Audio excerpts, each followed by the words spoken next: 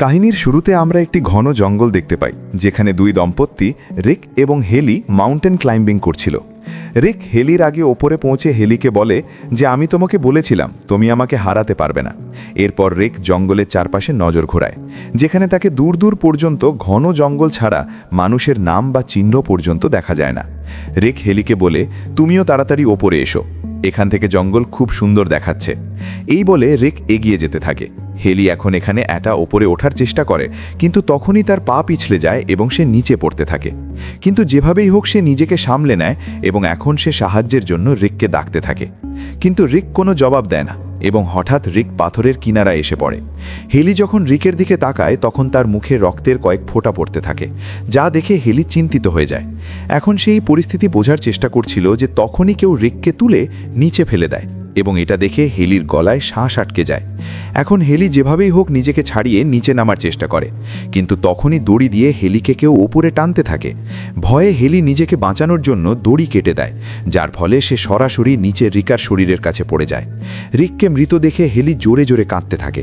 এখন সেই দুর্ঘটনা থেকে ভালোভাবে সামলাতে পারেনি যে তখনই সে দেখে যে ওপরে ঝোপ থেকে কেউ দ্রুত তার দিকে আসছে, যা দেখে হেলি নিজের যান বাঁচানোর জন্য দ্রুত তার গাড়ির দিকে দৌড়ায়। কিন্তু দৌড়াতে দৌড়াতে তার পা একটি কাঁটা তারে আটকে যায়, যার ফলে সে নিচে পড়ে যায় এবং তখনই আমরা দেখি যে কেউ হেলিকে টেনে নিয়ে যায়। এখন এখানে আমাদের জানা যায় যে ওয়েস্ট ভার্জিনিয়ার এই এলাকায় অনেক মানুষ হারিয়ে যাচ্ছে এবং মানুষের বিশ্বাস যে এই জঙ্গলে অনেক অদ্ভুত দেখতে মানুষ থাকে যারা মানুষের মাংস খায় এবং যে কেউ এই জঙ্গলে আসে সেই অদ্ভুত দেখতে মানুষেরা তাকে মেরে ফেলে। ক্রিসের যাত্রা। এখন পরবর্তী দৃশ্যে আমরা রাস্তায় একটি গাড়ি দেখতে পাই, যেখানে ক্রিস নামের একজন মানুষ বসে আছে। ক্রিস আজ ইন্টারভিউয়ের জন্য যাচ্ছিল, কিন্তু কিছু দূর আসার পর ক্রিস হাইওয়েতে ট্রাফিকের মধ্যে আটকে যায়। যখন সে দেখে যে গাড়িগুলো মোটেও এগিয়ে যাচ্ছে না, তখন সে তার গাড়ি থেকে নেমে এগিয়ে একজন ট্রাক ড্রাইভারের কাছে যায় এবং তার কাছে ট্রাফিক জ্যাম হওয়ার কারণ জিজ্ঞেস করে, যার উত্তরে সেই ট্রাক ড্রাইভার তাকে জানায় যে 3 মাইল দূরে একটি কেমিক্যাল ট্রাক উল্টে গেছে এবং তার সমস্ত কেমিক্যাল রাস্তায় ছড়িয়ে গেছে, তাই এই জ্যাম খুলতে কয়েক ঘন্টা লাগতে পারে।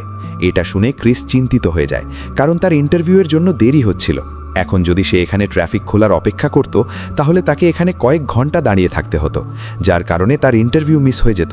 তাই ক্রিস তার গাড়ি ঘুরিয়ে অন্য কোনো রাস্তা খুঁজতে থাকে এবং সে যেখানে চাকরির জন্য যাচ্ছিল সেখানে কল করে তাদের পরিস্থিতি বোঝানোর চেষ্টা করে যে ট্রাফিক জ্যাম হওয়ার কারণে আমি তাড়াতাড়ি আসতে পারবো না, কিন্তু একটি পাহাড়ি এলাকা হওয়ার কারণে তার মোবাইল ফোনের সিগন্যাল কেটে যায়। কিছু দূর এগিয়ে আসার পর রাস্তায় তাকে একটি গ্যাস স্টেশনের সাইন দেখা যায়, যা দেখে ক্রিসের মনে হলো যে হয়তো এখানে আমার কিছু সাহায্য পাওয়া যাবে। তাই সে তার গাড়ি সেদিকে ঘুরিয়ে নেয়। রাস্তায় এসে দেখে যে এখানে অনেক পরিত্যক্ত গাড়ি দাঁড়িয়ে আছে। এটা দেখে তার বেশ অদ্ভুত লাগে, কিন্তু তারপর সে এই বিষয়ে বেশি চিন্তা না করে সেই গ্যাস স্টেশনে পৌঁছে যায়, যেখানে তাকে একজন বৃদ্ধ লোক দেখা যায়। সেই বৃদ্ধ লোক খুব খারাপ অবস্থায় ছিল। ক্রিস সেই বৃদ্ধ লোকের কাছে ফোনের বিষয়ে জিজ্ঞেস করলে তো সেই বৃদ্ধ লোক ইশারা করে ফোন বলে দেয়, যার পর ক্রিস তাড়াতাড়ি ফোনের কাছে এসে কোম্পানিকে কল করার চেষ্টা করে। কিন্তু তখনই ক্রিসের জানা যায় যে ফোন খারাপ। এটা দেখে ক্রিস আরও বেশি চিন্তিত হয়ে যায় এবং তখনই তার নজর সেখানে লাগানো একটি ম্যাপে পড়ে, যেখানে তাকে শহরে যাবার জন্য একটি কাঁচা রাস্তা দেখা যায়, যা এগিয়ে গিয়ে হাইওয়ের সাথে মিলিত হয়। যার পর ক্রিস তার গাড়িতে বসে সেই রাস্তায় বেরিয়ে পড়ে। বিপদের শুরু। এখন কিছুক্ষণ চলার পর তার সামনে দুটি রাস্তা আসে। ক্রিসের কিছু বুঝতে পারছে না যে আমার কোন রাস্তা বেছে নেওয়া উচিত, তাই সে কিছুক্ষণ চিন্তা করে এবং তারপর সে জঙ্গলের মধ্যে দিয়ে যাওয়া রাস্তা বেছে নেয়, কারণ তার মনে হলো যে এই রাস্তা শর্টকাট, যার মাধ্যমে সে শীঘ্রই শহরে পৌঁছে যাবে। কিন্তু তার জানা ছিল না যে সে এই রাস্তা বেছে নিয়ে তার জীবনের সবচেয়ে বড় ভুল করতে যাচ্ছে। এগিয়ে গিয়েই তাকে রাস্তায় একটি মৃত হরিণ দেখা যায়, যা দেখার চক্করে তার রাস্তা থেকে মনোযোগ সরে যায় এবং সামনে একটি গাড়ির সাথে তার দুর্ঘটনা ঘটে। ভাগ্যক্রমে এই দুর্ঘটনায় ক্রিসের বেশি আঘাত লাগে না এবং যে গাড়ির সাথে ক্রিস ধাক্কা খেয়েছিল সেটা কিছু ছাত্রছাত্রীদের ছিল, যারা জঙ্গলে ঘুরতে এসেছিল। ক্রিস সবার আগে তাদের কাছে ক্ষমা চায় এবং বলে যে তোমাদের যতটা ক্ষতি হয়েছে আমি তার টাকা দিতে প্রস্তুত। যার পর ক্রিস তাদের জিজ্ঞেস করে যে তোমরা তোমাদের গাড়ি রাস্তায় কেন পার্ক করেছিলে, যার উত্তরে জেসি নামের একটি মেয়ে জবাব দেয় যে রাস্তার মাঝে কেউ কাঁটা তার বিছিয়ে দিয়েছিল, যার ফলে তাদের টায়ার পাংচার হয়ে গেছে এবং টায়ার দেখে বোঝা যাচ্ছিল যে এটা কাকতালীয় নয়, বরং কেউ ইচ্ছাকৃতভাবে রাস্তায় কাঁটা তার বিছিয়েছিল। এখন এই লোকেরা ক্রিসের গাড়িতেও বসে এখান থেকে বেরোতে পারত না, কারণ দুর্ঘটনার কারণে ক্রিসের গাড়িও খারাপ হয়ে গেছে এবং এখন এই লোকেরা এখানে আটকে গেছে। তখন জেসি বলে যে পিছনে একটি গ্যাস স্টেশন আছে যেখানে আমাদের ফোন পাওয়া যেতে পারে, কিন্তু ক্রিস বলে যে আমি এইমাত্র সেখান থেকে এসেছি, সেখানকার ফোন খারাপ হয়ে গেছে, তাই আমাদের সেখানে যাওয়া বৃথা। যার পরে এই লোকেরা এগিয়ে যাওয়ার সিদ্ধান্ত নেয় এবং ভাবে যে হয়তো এগিয়ে তাদের সাহায্য মিলবে। ভয়াবহ আবিষ্কার। এগিয়ে যাওয়ার আগে এই লোকেরা এভান এবং ফ্রান্সিনকে গাড়ির কাছে রেখে যায়, যাতে এই দুজন গাড়ির ভিতরে রাখা জিনিসপত্রের দেখাশোনা করতে পারে।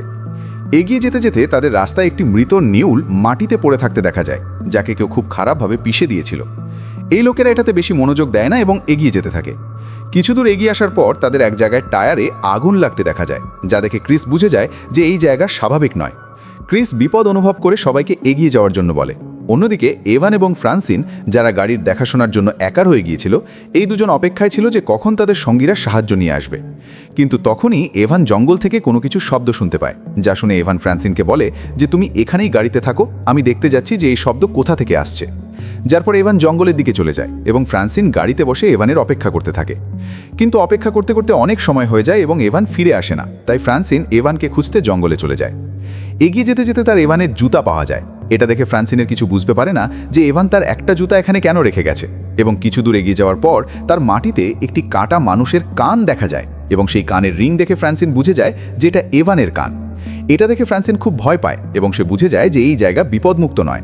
এখন এর আগে যে ফ্রান্সিন পালাতে পারে, তখনই পিছন থেকে একজন মানুষ তাকে ধরে মেরে ফেলে। অন্যদিকে সেই লোকেরা এগিয়ে যেতে যেতে রাস্তার শেষ পর্যন্ত পৌঁছে যায়, যেখান থেকে এগিয়ে কোনো রাস্তা ছিল না, তাই সেই লোকেরা জঙ্গলের ভিতরে যেতে থাকে। কিছু দূর এগিয়ে আসার পর তাদের সামনে একটি বাড়ি দেখা যায়, যা দেখে এই লোকেরা খুব খুশি হয়, কারণ তাদের মনে হচ্ছিল যে হয়তো এখানে আমাদের সাহায্য পাওয়া যাবে। এখন এই লোকেরা যখন এই বাড়ির কাছে পৌঁছায়, তখন সেখানে তাদের আশেপাশে অনেক গাড়ি দেখা যায়, যা দেখে তাদের বেশ অদ্ভুত লাগে। এখন এখানে ক্রিস এই বাড়ির দরজায় নক করে, কিন্তু ভিতর থেকে কোনো উত্তর আসে না, তাই এখন এই লোকেরা নিজেরাই ভিতরে চলে যায়। ভিতরে গিয়ে এই লোকেরা দেখে যে এই বাড়ি খুব খারাপ অবস্থায় আছে। এটা দেখে মনে হচ্ছিল যে এই বাড়ির কয়েক মাস ধরে পরিষ্কার করা হয়নি। খাবার টেবিল খুব নোংরা অবস্থায় ছিল। এখন এখানে এই লোকেরা ফোন বা রেডিও খুঁজতে বাড়ির তল্লাশি করতে থাকে, তখনই তাদের অনেক গাড়ির চাবি পাওয়া যায়।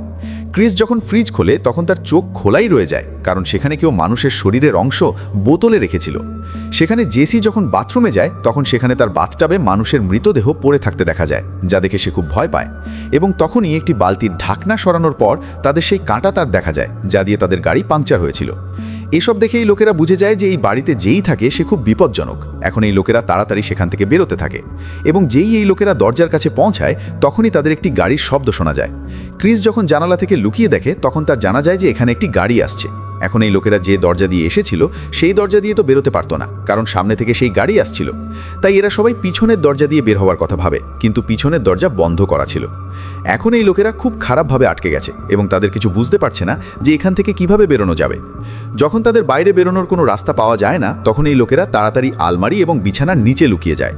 কিছুক্ষণ পর সেই দানবেরা ভিতরে আসে এবং এভানের শরীর একদম তাদের সামনে এনে ফেলে দেয়, যা দেখে এই লোকেরা খুব ভয় পায়। এবং তখনই এই লোকেরা সেই দানবদের মুখ দেখে নেয়, যাদের মুখ দেখতে খুব ভয়ঙ্কর ছিল। আসলে এই তিনজন নরখাপার ছিল, যারা মানুষের মাংস খেত, এবং এই তিনজন ফ্রান্সিনের লাশ তুলে একটি টেবিলে ফেলে দেয় এবং তিনজন মিলে তাকে কাটতে শুরু করে। এই ভয়াবহ দৃশ্য দেখে জেসি খুব ভয় পায় এবং যেই সে চিল্লাতে যাচ্ছিল, তখনই ক্রিস তার মুখে হাত রেখে দেয় এবং জেসির আওয়াজ চেপে রাখে। এরপরে সেই তিন নরখাদক ফ্রান্সিনের শরীর খেয়ে ঘুমিয়ে পড়ে। এখন সুযোগ দেখে ক্রিস এবং জেসি ধীরে ধীরে হামাগুড়ি দিয়ে বিছানার নিচ থেকে বের হয় এবং এই দুজনকে দেখে কার্লি এবং নাতাশাও আলমারির পিছন থেকে বাইরে আসে এবং এই চারজন আসতে পায় সেখান থেকে বের হতে থাকে। এখন তিনজন তো বাইরে বের হতে সফল হয়, কিন্তু শেষে যেই ক্রিস বের হতে যাচ্ছিল, তখনই তার নড়াচড়ায় একজন নরখাদকের চোখ খুলে যায় এবং সে ক্রিসকে দেখে ফেলে। এখন ক্রিস যখন বুঝে যায় যে নরখাদক আমাকে দেখে ফেলেছে, তখন সে দ্রুত সেখান থেকে পালাতে থাকে। এই চারজন দৌড়াতে দৌড়াতে জঙ্গলের দিকে যেতে থাকে, কিন্তু এখন সেই নরখাদকরাও গাড়িতে বসে তাদের পিছু নেওয়া শুরু করে। এই লোকেরা দৌড়াতে দৌড়াতে এমন একটি জায়গায় পৌঁছায় যেখানে অনেক পরিত্যক্ত গাড়ি দাঁড়িয়েছিল। এখন এখানে ক্রিস গাড়িতে বসে এখান থেকে বের হওয়ার কথা ভাবে এবং যখন সে প্রত্যেকটি গাড়ি স্টার্ট করার চেষ্টা করে, তখন সেখানে থাকা সব গাড়ি খারাপ ছিল। এখন এই লোকেরা ভাবছিল যে এখান থেকে কিভাবে বের হওয়া যাবে, যে তখনই সেখানে নরখাদকরা ঠিক তখনই আর একজন আদমখোর ক্রিসের ওপর হামলা করে বসে। কিন্তু এবার জেসিও আর চুপ করে থাকে না। সে সাহস করে ক্রিসের পাশে দাঁড়িয়ে সেই আদমখোরের সঙ্গে লড়াই শুরু করে।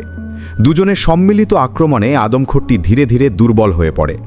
হঠাৎ করেই জেসি দ্রুত একটি কুড়াল তুলে নিয়ে পুরো শক্তিতে আদমখোরটির বুকে আঘাত করে।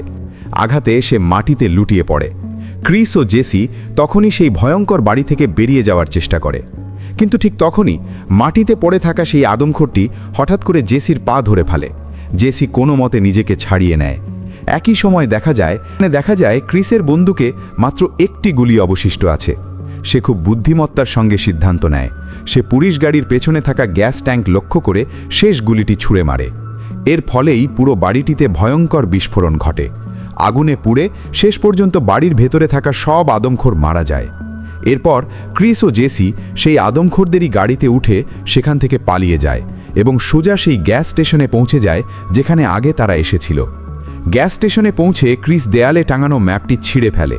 সে এটা করে কারণ এই ম্যাপ অনুসরণ করে তার সঙ্গে যা ঘটেছে সেটা সে আর কোনো নিরীহ মানুষের সঙ্গে ঘটতে দিতে চায় না, যেন আর কেউ কখনো এই অভিশপ্ত পথে না যায়।